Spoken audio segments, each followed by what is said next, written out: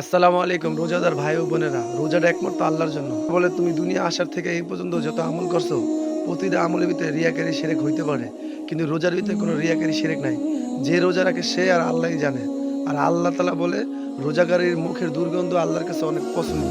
আমরা রোজা রাখবো আল্লাহর জন্য, আল্লাহ রোজার বদলা নিজ হাতে এই বান্দাকে দিবে। নজরের উপরে একিন না লাগায়া খবর উপরে একিন লাগায়। খবর হইলো আল্লাহর কোরআন। আল্লাহ বলে যে ব্যক্তি পাঁচ ওয়াক্ত নামাজ জামাতের সাথে আদায় করবে, আল্লাহ তাকে 5টি পুরস্কার দান করবে।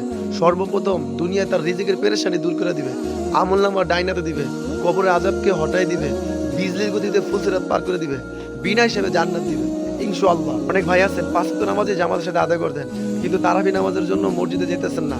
এশার নামাজ পড়লে যে তারাবি করতে হবে, আপনি আপনি এশার নামাজই পড়েন, তারাবি না পড়েন, কিন্তু নামাজ পড়েন ভাই, নামাজ ছেড়েন না। যে ব্যক্তি এক ওয়াক্ত নামাজ জানিনা শুনে ছাড়বে, সেই ব্যক্তিকে আল্লাহ 2,88,00,000 বছর জাহান্নামের আগুনে ফালাইবে।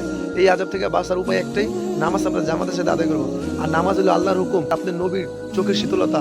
আপনার নবী যখন দুনিয়াতে চিরবিদায় নেবে তখনও বলতেছিল, ইয়া উম্মতি নামাজ নামাজ, আমার উম্মতরা নামাজ ছিল না। সবাই আমরা জামাতের সাথে নামাজ পড়বো ইনশাআল্লাহ।